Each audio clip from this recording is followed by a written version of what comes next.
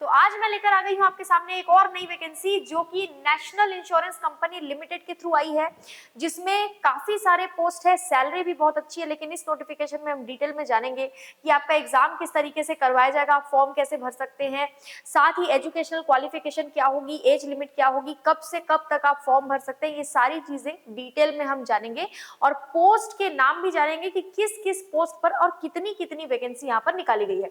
तो सबसे पहले यहाँ पर देख लेते हैं कितनी पोस्ट है टोटल। तो लिखा हुआ है recruitment of 274 administrative officers post, यानी कि जनरलिस्ट और स्पेशलिस्ट की कुल मिलाकर 274 यानी 274 पोस्ट के लिए ये नोटिफिकेशन जारी किया गया है। अगर हम डेट की बात करें तो ऑनलाइन रजिस्ट्रेशन स्टार्ट होगा 2 जनवरी से लेकर 2 जनवरी यानी 2 जनवरी 2024 से आप यहाँ पर फॉर्म भर सकते हैं। साथ ही फॉर्म की लास्ट डेट है भरने की 22 जनवरी 2024 यानी 2 तारीख से लेकर 22 तारीख तक आप ये फॉर्म भर सकते हैं। पेमेंट ऑफ एप्लीकेशन फीस, तो आप जो है पेमेंट 2 से 22 तक ही कर सकते हैं, ठीक है। यहाँ पर date of online examination phase 1 कोई डेट नहीं बताया गया है, टू बी नोटिफाइड लेटर यानी कि आपको बाद में एग्जाम की डेट बताई जाएगी। लेकिन देखा यही जाता है कि फॉर्म की लास्ट डेट आने के कुछ समय बाद ही एग्जाम करवा दिया जाता है, तो ज्यादा गैप आपको नहीं मिलेगा। डाउनलोडिंग ऑफ कॉल लेटर, ये सारी चीजें अभी आपको नहीं बताई गई है, बाद में बताई जाएगी। Candidate should apply through online mode only, offline mode से आप अप्लाई नहीं कर सकते हैं, सिर्फ ऑनलाइन ही आप अप्लाई यहाँ पर कर सकते हैं, ये आपको ध्यान में रखना है। अब अगर बात करें सबसे इंपॉर्टेंट चीज की जो है वैकेंसी, कितनी वैकेंसी किसके लिए आई है, अलग अलग कौन कौन सी पोस्ट है वो एक बार देख लेते हैं। तो ध्यान से देखिएगा, स्पेशलिस्ट की जो वैकेंसी है वो देख लेंगे, साथ ही हम जनरलिस्ट की वैकेंसी देख लेंगे। तो सबसे पहले जनरलिस्ट की अगर बात करें तो नंबर ऑफ पोस्ट जो है वो 130 है, बैकलॉग में 2 पोस्ट है। तो यहाँ पर 130 पोस्ट जो जनरलिस्ट की आई है उसमें भी कैटेगरी वाइज डिवाइड किया गया है, यानी कि अनरिजर्व्ड यानी कि जनरल कैटेगरी के लिए 68 पोस्ट है, ओबीसी के लिए 24 है, एससी के लिए 18 है, एसटी के लिए 7 पोस्ट है और ईडब्ल्यूएस के लिए 13 पोस्ट है। वही बैकलॉग की बात करें तो यहाँ पर जो है टोटल 2 पोस्ट है जो कि एसटी कैटेगरी के लिए दिया गया है। अगर हम ऊपर की तरफ देखें, अच्छा पीडब्ल्यूबीडी की भी अगर आप देखें 1 2 3 3, ठीक है, A B C D and E यहाँ पर भी दिया गया है। मेनली हमको ध्यान ये रखना है कि जर्नलिस्ट की टोटल 130 पोस्ट और बैकलॉग की 2 है। ऊपर अगर हम आ जाएं स्पेशलिस्ट की पोस्ट की बात करें तो अलग अलग पोस्ट है इसमें भी। डॉक्टर्स जो कि एमबीबीएस डॉक्टर्स होंगे उनके लिए 28 पोस्ट है, लीगल के लिए 20 पोस्ट दी गई है, फाइनेंस जिसके लिए सबसे ज्यादा उत्सुक रहते हैं स्टूडेंट्स, फाइनेंस की 30 पोस्ट है, 30 पोस्ट है, एक्वेरियल के लिए 2 पोस्ट है, ठीक है, और इंफॉर्मेशन टेक्नोलॉजी के लिए 20 पोस्ट है, ऑटोमोबाइल इंजीनियर्स के लिए 20 पोस्ट है और हिंदी राजभाषा ऑफिसर्स के लिए 22 पोस्ट है। यानी कि यहाँ पर भी काफी ज्यादा पोस्ट आपको स्पेशलिस्ट की भी देखने को मिलेगी और यहाँ पर भी आपको लगभग ठीक ठाक पोस्ट देखने को मिल रही है। अगर हम लोग नीचे चले जाए तो नीचे आपके लिए जानने के लिए इंपॉर्टेंट है एजुकेशनल क्वालिफिकेशन कितनी होनी चाहिए, क्या होनी चाहिए। एजुकेशनल क्वालिफिकेशन क्योंकि इसमें स्ट्रीम्स अलग अलग हैं, लीगल भी है, फाइनेंस भी है, डॉक्टर्स भी है, जर्नलिस्ट भी है, तो जाहिर सी बात है कि एजुकेशनल क्वालिफिकेशन में काफी सारी चीजें डिफरेंट फॉर्म में आपको देखने को मिलेंगी।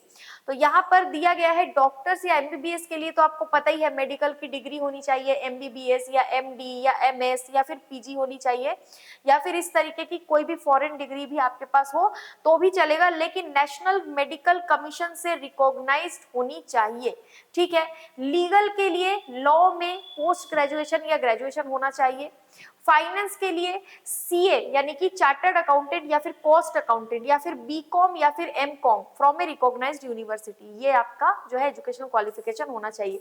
इसी तरीके से अगर हम मेन बात करें जनरलिस्ट ऑफिसर की तो ग्रेजुएट या फिर पोस्ट ग्रेजुएट होना चाहिए किसी भी स्ट्रीम में। सबसे अच्छी बात आपके लिए ये है, अगर आप जर्नलिस्ट के लिए फॉर्म भर रहे हैं तो आपको स्ट्रीम नहीं बताया गया है, स्ट्रीम कोई भी हो चलेगा, ग्रेजुएट या पोस्ट ग्रेजुएट अगर आपका है, पोस्ट ग्रेजुएशन अगर आपका है या ग्रेजुएशन है, तो आप इस फॉर्म को भर सकते हैं जर्नलिस्ट ऑफिसर की पोस्ट के लिए। एटलीस्ट 60% मार्क्स होना चाहिए, ठीक है।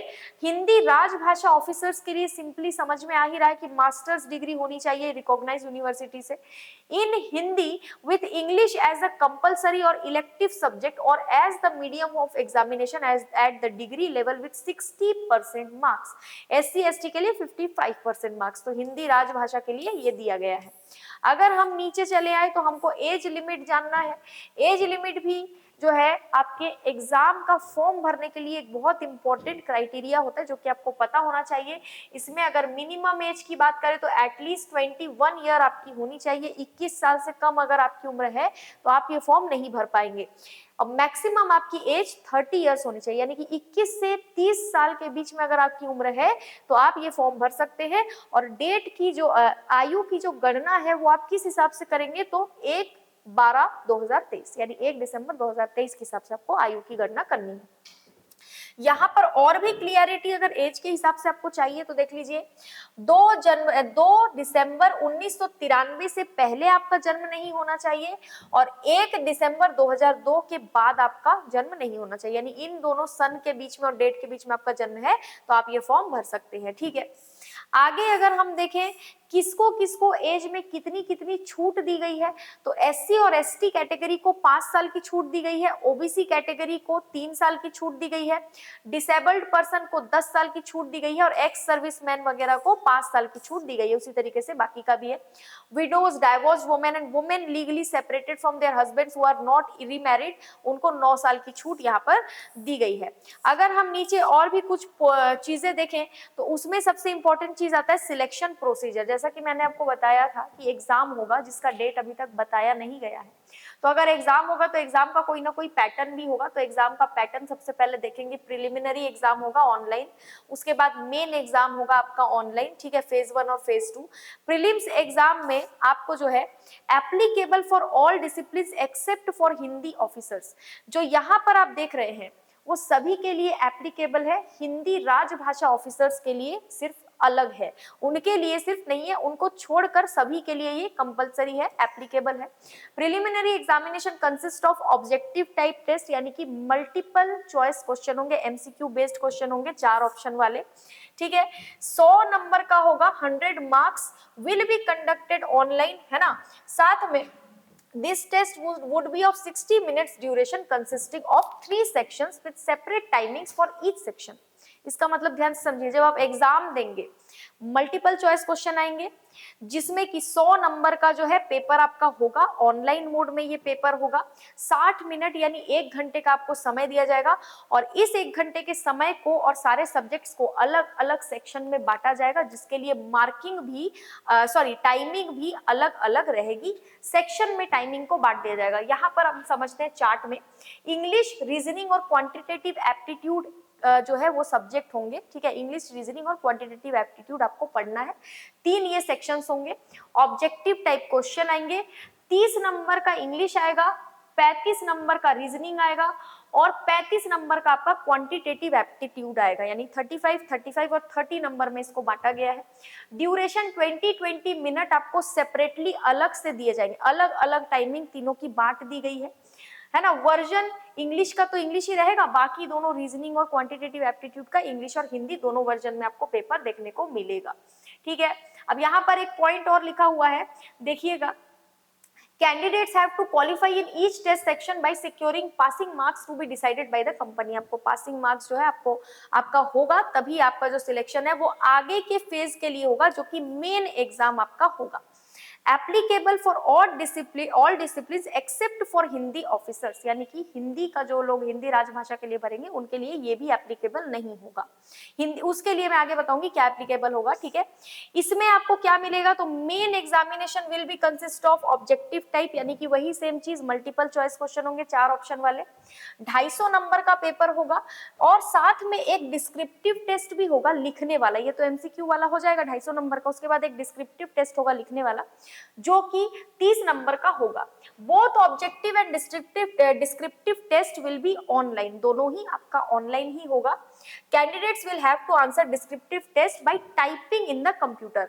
आपको जो डिस्क्रिप्टिव टेस्ट नॉर्मली लिख के आप लोग देते हैं ना पेन पेपर में, वो यहाँ पर आपको लिखना कहाँ पर है, कंप्यूटर में टाइप करके आपको लिखना है, ठीक है।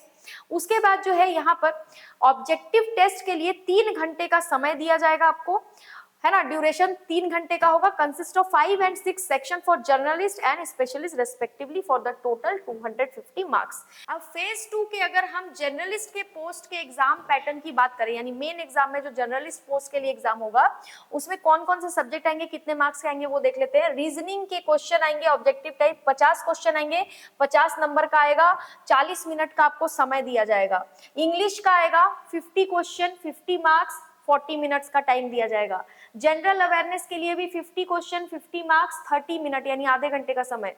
कंप्यूटर नॉलेज के लिए 50 क्वेश्चन, 50 मार्क्स, 30 मिनट का टाइम।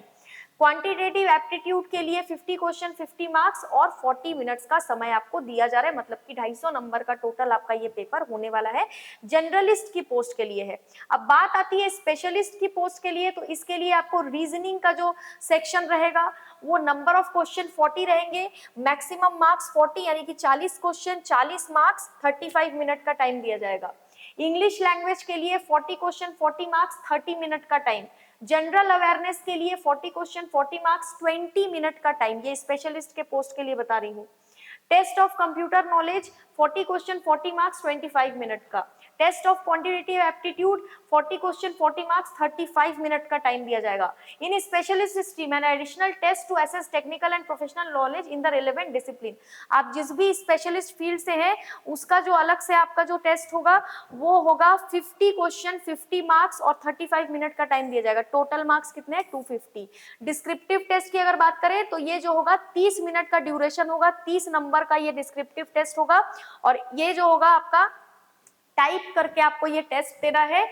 और 30 marks will be a test of English language, ऐसे 10 मार्क्स, प्रिसाइज 10 मार्क्स और कॉम्प्रीहेंशन 10 मार्क्स, यानी कि इंग्लिश का पेपर होगा जिसमें 10-10 नंबर पे इसको बांटा गया है, ठीक है। अब अगर हम आगे देखें पेनल्टी फॉर रॉन्ग आंसर, यहाँ पे दिया objective test except on English language will be bilingual, all the questions will be objective type with alternative choice out of which one will be correct answer. The candidate has to select the correct answer, वो तो पता ही है हमको कैसे हमको answer देना है, ठीक है। यहाँ पर देख लेते हैं माइनस मार्किंग के बारे में। तो यहाँ पर दिया हुआ if A question is left blank तो कोई भी आपको पेनल्टी नहीं लगेगी अगर आप क्वेश्चन छोड़ देते हैं, लेकिन अगर आप रॉन्ग आंसर देते हैं तो 1/4 मार्क आपका जो है वो डिडक्ट कर लिया जाएगा, ठीक है। छोड़ देते हैं कोई क्वेश्चन तो उसमें कुछ नहीं होगा, लेकिन अगर आप गलत कर देते हैं तो 1/4 आपका मार्क जो है वो कट जाएगा। अगर हम आगे देखें तो हिंदी ऑफिसर्स की बात आ रही है। अभी तक हमने जितने भी पेपर के पैटर्न देखे, जितने सब्जेक्ट देखे, उसमें से हर जगह ये लिखा हुआ था कि हिंदी के लिए जो भर रहे हैं फॉर्म वो लोगों के लिए अलग से पेपर होगा, उनको इंक्लूड नहीं किया गया था। तो हिंदी के लिए यहाँ पर अगर आप देखें तो यहाँ पर जो है ऑनलाइन रिटर्न एग्जाम होगा, 3 घंटे 30 मिनट यानी 3.5 घंटे का पेपर होगा, सिंगल फेज में करवाया जाएगा, ठीक है, सिंगल फेज में करवाया जाएगा। रीजनिंग का होगा 40 क्वेश्चन, 40 मार्क्स, 35 मिनट यानी 35 मिनट का टाइम दिया जाएगा। जिन लोग हिंदी के लिए फॉर्म भर रहे हैं वो लोग देखना। जनरल अवेयरनेस के लिए 40 question, 40 marks, 25 minute. English language के लिए 40 क्वेश्चन, 40 मार्क्स और यहाँ पर 35 मिनट। टेस्ट ऑफ ट्रांसलेशन यानी इंग्लिश से हिंदी और हिंदी से इंग्लिश में जो ट्रांसलेशन का टेस्ट होगा वो 40 question, 40 marks, 25 minute. Test of Hindi and English grammar, vocab and knowledge of act rules regarding official language implementation, 40 question, 40 marks, 30 minute का time. Test of Hindi language essay, precise, comprehension and letter writing, descriptive होगा ये और ये 50 marks का होगा। Number of question 4 रहेंगे और इसके लिए आपको 60 मिनट का टाइम जो है वो दिया जाएगा। रॉन्ग आंसर के लिए पेनल्टी, यहाँ पर भी अगर आप देखोगे तो there will be penalty for wrong answer marked in the objective test, each question for which a wrong answer has been given by the candidate 1/4 आपका डिडक्शन यहाँ पर किया जाएगा, ठीक है। बाकी सारी चीजें जो है हमने डिस्कस कर ली है, रह गया है सिर्फ आपका एग्जाम फीस। तो एग्जाम फीस की अगर बात करें तो SC और ST कैटेगरी कैटेगरी के लिए और पीडब्ल्यूबीडी कैटेगरी के लिए 250 रुपीज फॉर्म की फीस है। और all candidates other than SC ST PWBD यानी कि बाकी जितने भी अदर कैंडिडेट्स हैं उनके लिए 1000 रुपए की फॉर्म की फीस होगी। यहाँ पर आप एग्जाम सेंटर अपना देख सकते हैं, फेज 1 का ये सारा एग्जाम सेंटर है। इसका PDF आपको टेलीग्राम चैनल CMC इंदौर में प्रोवाइड करवा दिया जाएगा। मध्य प्रदेश की बात करें तो भोपाल, इंदौर, ग्वालियर और जबलपुर में आपको सेंटर देखने को मिलेगा फेज 1 का, ठीक है। और यहाँ पर फेज 2 एंड फॉर हिंदी राजभाषा ऑफिसर्स उनके लिए यहाँ पर जो है ये सेंटर है, आप देख लीजिएगा। मध्य प्रदेश में भोपाल में इसका सेंटर आपको दिया जा रहा है। बाकी आप इसमें ऑनलाइन अप्लाई कर सकते हैं। तो सारी चीजें हमने डिटेल में डिस्कस कर ली है। किसी भी तरह का डाउट या कंफ्यूजन आपको हो तो आप मुझे कमेंट बॉक्स में पूछ सकते हैं। वीडियो को लाइक कीजिए, वीडियो को शेयर कीजिए और चैनल को सब्सक्राइब कीजिए। आज के लिए इतना ही। Thank you so much.